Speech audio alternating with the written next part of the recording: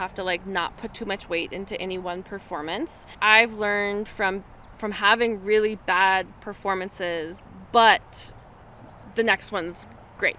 The most important part is being very logical about your training. So I've learned, like, okay, you show up, you don't know what's going to happen. It doesn't matter, because like if you keep showing up, like it will eventually pay off. Yo.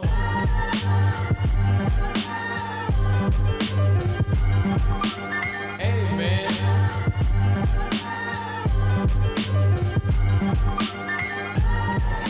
Sweet. Well, welcome to the BeRad podcast. I am your host, Kat Bradley, and with me I have Nell Rojas, who I've known for years, looked up to for years, since like she when I met you, you were working at Boulder Running Company. That was a long time. I know. I was thinking, I was like, was that like 8 years ago now? Oh, probably more. Yeah. Oh my God. I mean, 2000, I probably quit. Yeah, like 2014. Yeah. And since, you know, I always knew you were a badass, but since now you're the 6th fastest marathoner in the United States, 2-time top American at Boston, coach, like a very established coach now, following in the footsteps of your dad, Rick Rojas, strength trainer, and just like a pillar of the Boulder community. You know, if you're a runner in Boulder, you know Nell, you know, which is pretty cool. And I love to ask this at the beginning of podcasts because, you know, it's easy. Even though I've known you forever, I just Googled you really quick right before this to like get all your accolades down. And but how would you describe yourself? How would I describe myself? Wow. Oh man, that's a tough question. If someone I didn't know, I guess, came up to me and be like, describe yourself, I'd be like, I am a slightly impatient, driven, empathetic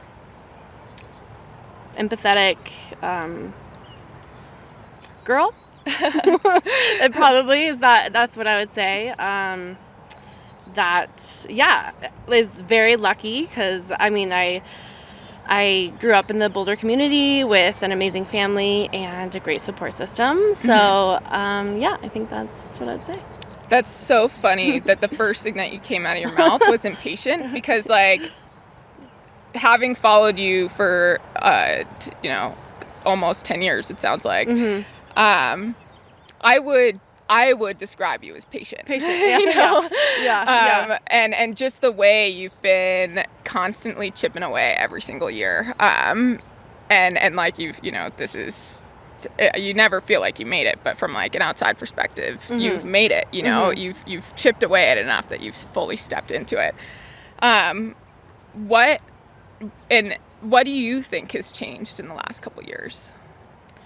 Like regarding my training, but also just, you know, it's always easy for someone to look at you and be like, oh, Nell just came on to the marathoning scene. But that's not true. I know that, you know, I've seen that. But, you know, from your perspective, did something click, you know, in the last couple years? I would say, I mean, I've definitely like taken things more seriously in the last couple years. Like, you know, I think a lot of what happens is like I had a really good performance, or I had a couple really good performances, and once you have that and you're excited about it and you have like people under you and you get this like momentum and you get things rolling, I think then, you know, things switch. I've definitely put like running slowly as more of a priority than like building my coaching business, which has always been like a hustle for me. And so, yeah, I'd say like, just like I've been lucky enough these last couple of years to have the support of like Nike and Garmin and, to actually like commit and to like go 100% in. Yeah. Would you say that you committed and went 100% in first, you know, after maybe that first big performance? Was that Boston 2021 that you're talking about, or is that before? I mean, my first, like, honestly, CIM in 2018, like, I ran 2:31, which was the A standard, and I think that was really what got the ball rolling. Yeah. And then I won grandma's like right after that, and then I was 9th at the trials. And so I think really CIM was the first. Yeah. And no, I was not all in for any of those. I wasn't all in, you know. I remember going into CIM, I was like, I would skip some workouts, you know, I would like do some intervals. I was like traveling, I was like enjoying life, I was like partying, to be honest, and you know, that like slowly dwindled to like be pretty focused now. Yeah. Now that you're all in, and it sounds like a big part of that was because of the support of sponsors, did that change anything with your relationship with running? Let's see. No. I mean, not really. Like not in like if you're like trying to say like I wasn't like, it doesn't put more pressure on me. I don't feel more stressed about it. I still am very passionate about it. I still am doing it because I love it. And so I don't think the sponsors changed my relationship with running. I think right now what's changed my relationship with running is like the sacrifices that I've had to make, and the fulfillment that I get with running, and success and like opportunities, but also like all these sacrifices. So to me, it's a very it's tricky for me right now, because I am missing out on things that like I really want and like really wish I had and like in life, which to me is like something more balanced, where I can like really deeply enjoy like relationships and like stay up late. Like I value staying up late, and I value like having glasses of wine and talking, and I value like traveling, and those things are kind of like by the wayside right now. So that, you know, that's like a tough thing for me. But then, you know, I know like I'm like, okay, I only have not a couple more years, I have like, you know, a handful more years to like do this. So it's like, is it worth it, you know? And it's tricky for a female who's 35 too, because you're like, do I want to have kids? Do I want to be married? You know, Totally.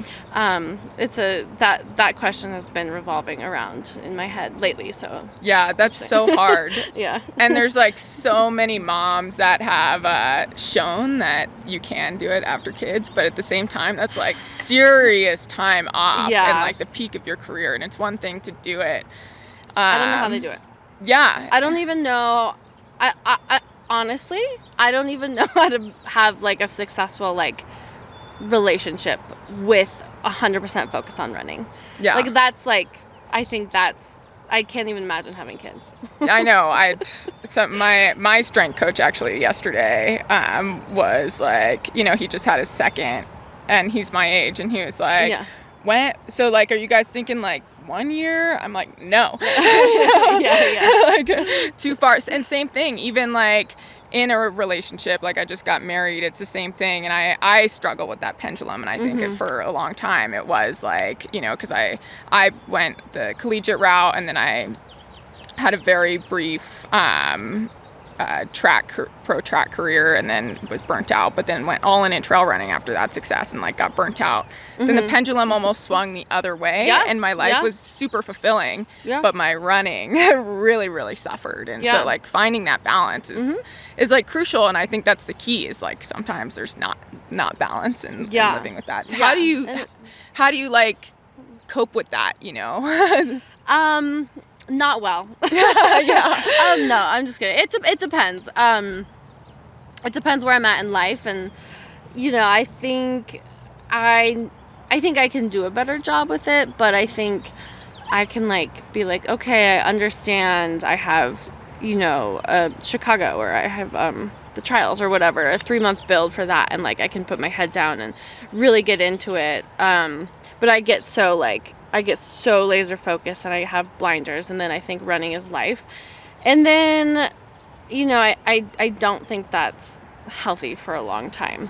Yeah. So I think I can take more time off, and like when I say off, after like a race, like off. off. Yeah. Yeah. That's the same way. And that's like, I think the struggle too is like, when you have success, stepping away and, you know, pulling those blinders off and not, just being in this revolving door of the pursuit of great. Is like that. I think that's what got to me is I never, you know, I did the thing and then I never stepped off the treadmill, you know? And I think it's hard because you are like, you know, you might be getting pulled from like people. Yeah. You know, that's one thing. Like you don't want to say no because you're like, yeah, these are great opportunities. So you're like getting pulled from people and then you're getting pulled by, you know, like I don't want to say fame, but like the, you know, notoriety. The prestige. Yeah.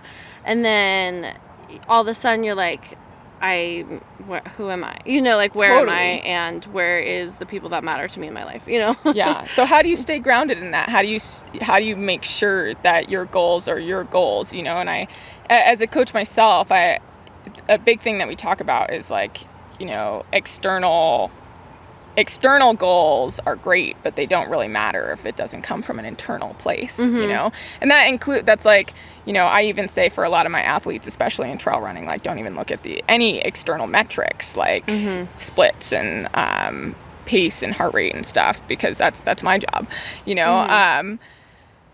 So like, how do you stay grounded in what is best for you, what the goals that are important to you without being influenced by all those outside factors, like, you know, again, sponsors, that notoriety, the opportunity even that can even, you know, that's something that I get distracted by. I'm like, oh my gosh, you know, the running has opened all these doors and I get to do all these cool things, but the things often take away from the running itself. Yeah. I think it's learning and like making mistakes and by experience. And like for me, the more I get into it, you know, because at first you're excited, and then the more I get into it, the more I'm like checking, you know, I'm willing to say no to things. I'm checking on like, okay, is this gonna take away from time with whatever, my family, my friends that I really need? Is this important to me?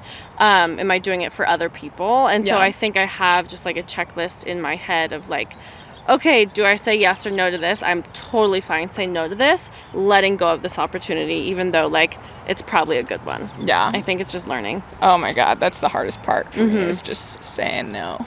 Yeah. Saying no. I mean, it's like everything. I know. It's everything. And you got to say no so much, you know, whether it's to sponsors or to, you know, going like surfing with my husband, like, and that, you know, that messes up my running a lot, but like, it's something I love to do. And I just want to dive a little bit deeper into this, because when I think of someone who's just from a standpoint of, you know, the mental game, you seem to be really consistent, you know, even if you had a day that didn't go exactly how you planned, how you bounce back from that, and you don't let it get to you or get to your confidence, and that cool confidence and that, you know, resilient, consistent, and in my perspective, patient drive. Like, how do you stay grounded in that itself? Like, what do you tell yourself to keep your mental game sharp? Because like, and sharp is such a light word to use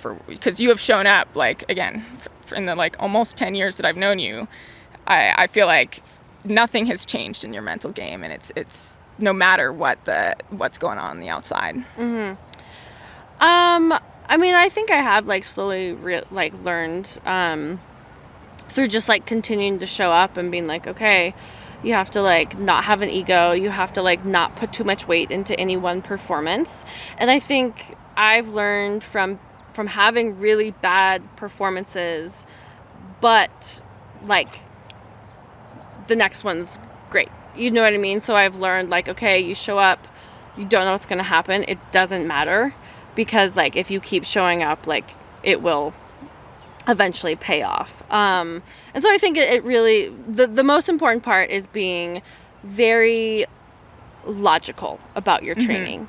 So to me, it's like, okay, I'm not going to set a goal that I can't make. I'm not going to like tell people a goal that I have that's like far-fetched. You know what I mean? Totally. I'm going to keep that close. I'm going to keep like my goals pretty close to my heart. I'm going to I'm going to look at my training. I'm going to approach the race appropriately. And I think that helps a lot because then you don't get so nervous because you're like, yeah, I got this, no problem. Yeah.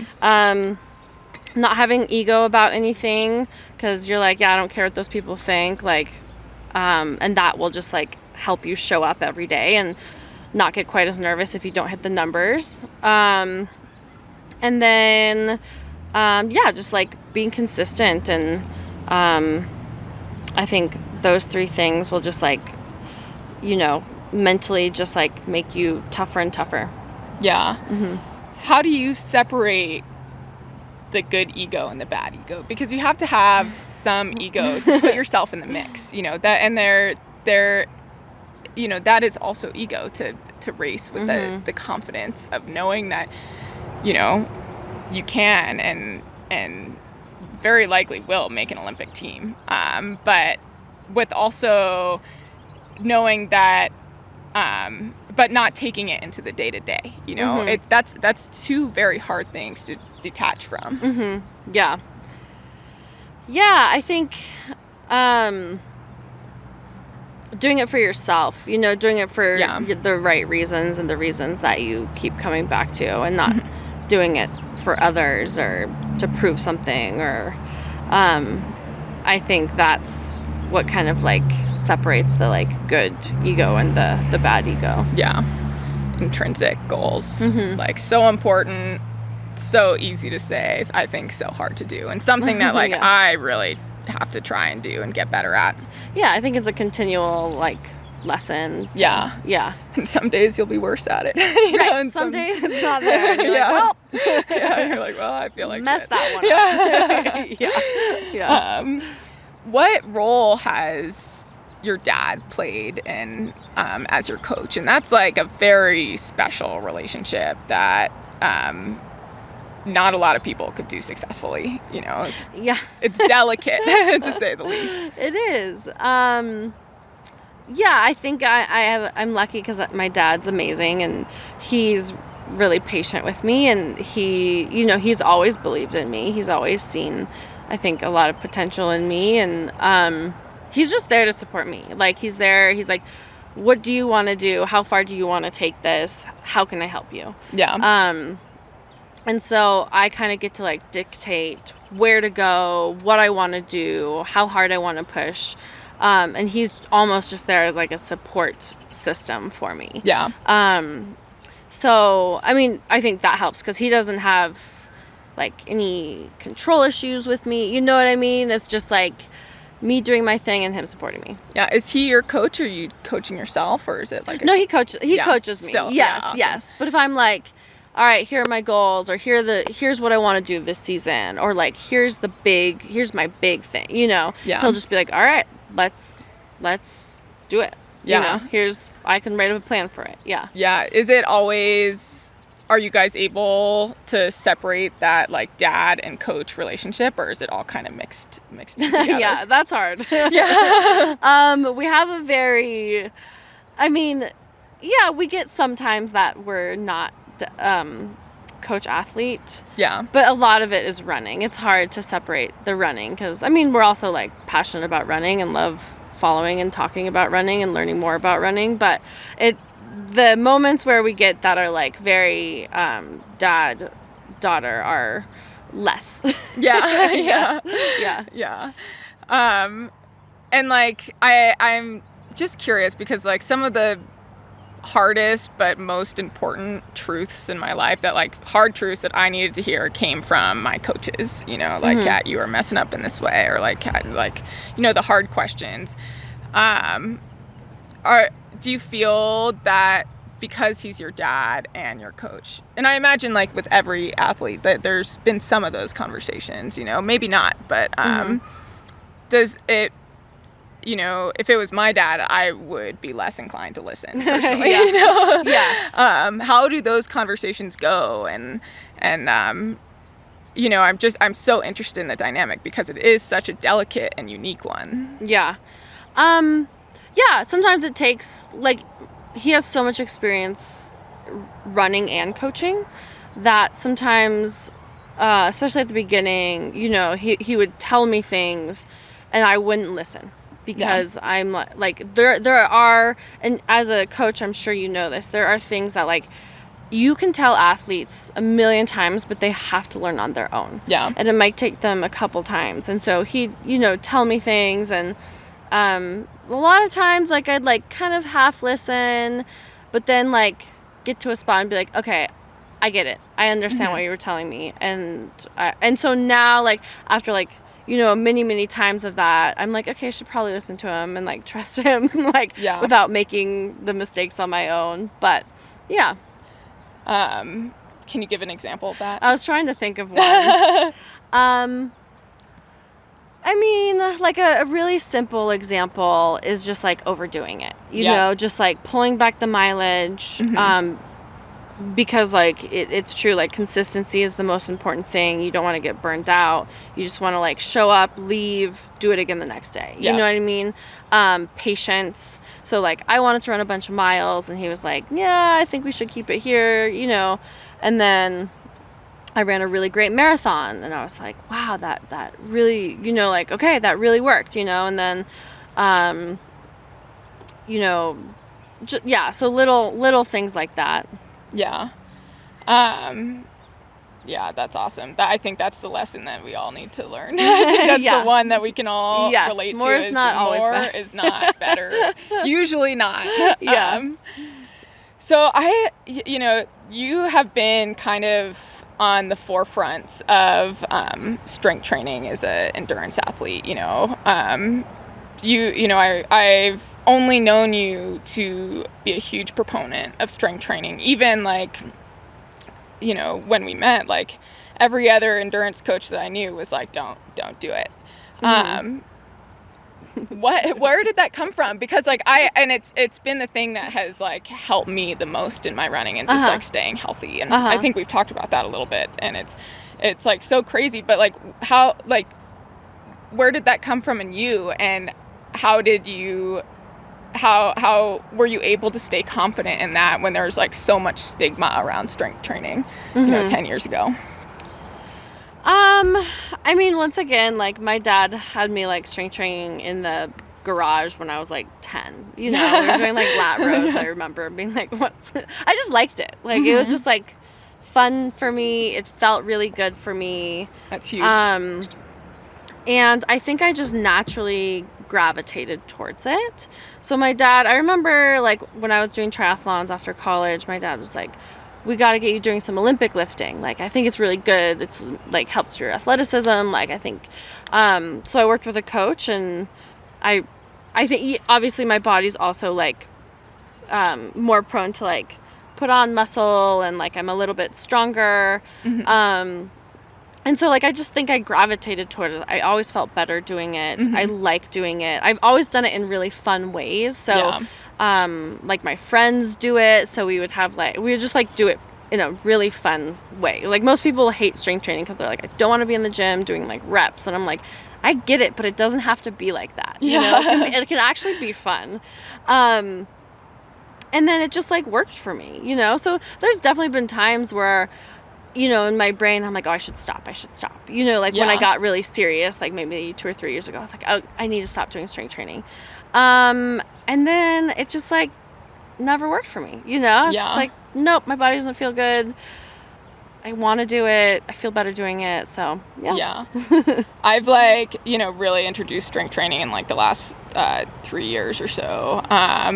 And I feel like my issue is I just haven't quite figured out the formula, and I tend to overdo it in my peak training when I'm overdoing it in strength. And like it is hard to figure out, especially for someone who has no weightlifting history. Like I did a little bit in college and when I ran the 800, and but like so little, like, you know, some 12-pound dumbbells. Okay. You know?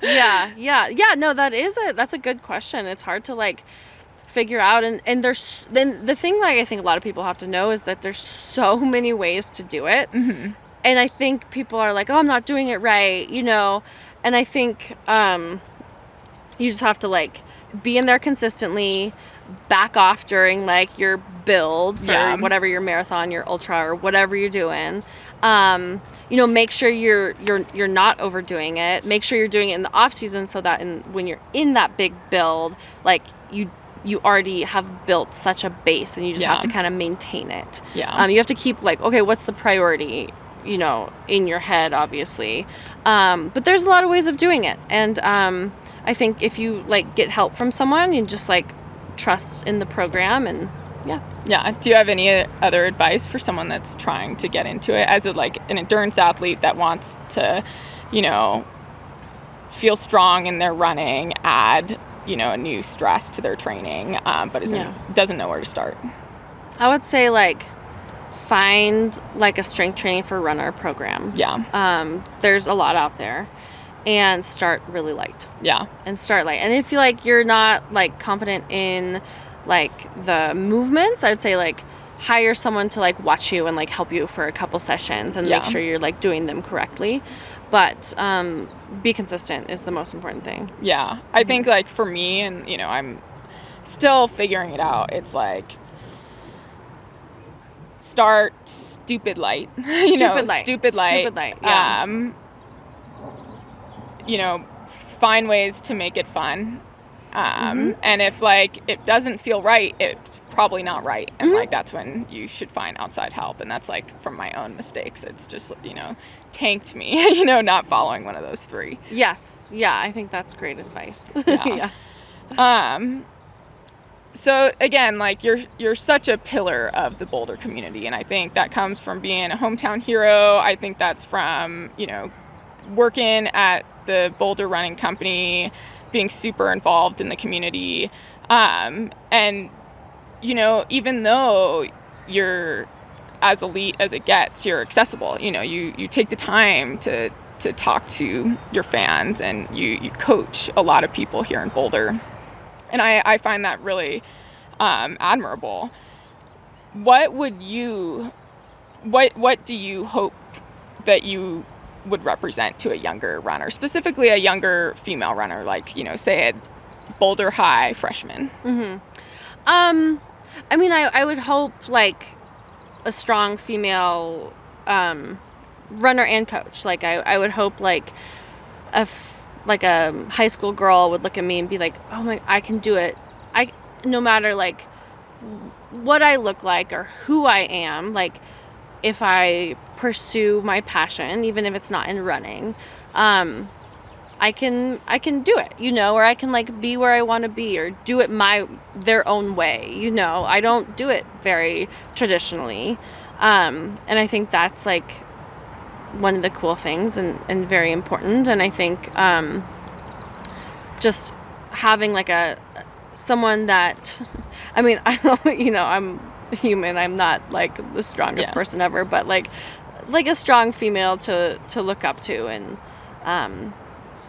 and to gain confidence from. I would hope that. Yeah. Well, I think that's kind of cool that you're like, you know, human, you know, that is like, I mean, a lot of the people who are at the top, you know, you don't get to know the human side of them. Yeah. You know, and I think that is what, you know, creates a role model, is someone that you can like look up to, but also relate to. Yeah. I think that's important. Coaching, you know, we keep talking about coaching, and like I have to ask, like, do you find that helps your own running, the relationships that you have with your athletes, or do you find that it takes away from it? I go back and forth myself. I'm like, sometimes I pour way too, you know, I'm like, I care so much about my athletes that like it can take away from my own stuff. Mm-hmm. But sometimes it just makes me passionate about the whole sport. Mm-hmm. How about you? I think, I mean, I love coaching. I love my athletes. They bring me so much fulfillment, especially though, like, I have one practice a week. Well, I coach one practice a week in Boulder at the track. And, like, those days I have, like, a strong, like, a big group of, like, these amazing, they're all females. And they're all so, like, they have such great attitudes, love being there. We all support each other. And, like, there's nothing that like, I come home from those practices and I'm like, man, I feel so good, you know? but I do think, like, for me, it's been a really, really big struggle backing off my coaching and prioritizing my running. Mm-hmm. And I think half of that is just like, I'm in this mode of like, I need to survive and I need to make money to live. Yeah. And I need to like make money for my future to make sure I'm okay. So if I had it, I think the best way, I would coach 10 athletes really well and focus on running. Yeah. But no, I coach like 50 athletes and I have like 5 coaches under me that also coach. They don't coach as many athletes, but you know, I have like a whole business. Yeah. So yeah. Yeah. In that perfect world, is it elite? Are you training like the future, or are you just training people who are super passionate about chasing their goals at any level? After my running career, I absolutely want to coach elites. Like I want to have like an elite group. Yeah. And that's like my dream for the future. Right now, I think just like I'm happy coaching anyone who is coachable. Yeah. What does success look like for you then? Like in 10 years, if you look back at like your running career, your coaching career, mm-hmm. what, you know, and your life in general, like mm-hmm. what does success look like for you? Honestly, it looks like having fulfilling relationships around me, living the life I want to live, meaning like living like with around people who I love and love me, and being able to have the freedom to do what I want every day. Yeah. Has that changed in the last 10 years? That, you know, if someone had asked you 10 years ago what success might look like? Yes, I'd be like, I need to be an Olympian. Yeah. Or I need to, you know, be a successful, like a super successful coach, or, you know. Yeah. But I think as I go on and realize, like, you know, I have more accolades or stuff or money, I realize more and more, like, okay, like, yeah, I have this, like, I bought a sick Jeep and I love it, but red interior. Yes, red leather interior, everyone. But you know, is what's really making me happy? No, like the relationships and like those are like actually what I want. Yeah. Yeah. Isn't that like so funny how the closer you are to what you thought success was, yeah. the like You're less like, it matters? No. I think like that's something we can all remember. Yeah. Yeah. And I know you have to go here pretty soon, and thank you so much for coming. Of course. And squeezing us in. But I love to end with this question. What is something that you're proud of that, you know, your fans and your followers might not know? You know, that you might not have ever talked about? That's a tough one that I'm proud of. I mean, I think the thing I'm proud of the most is honestly like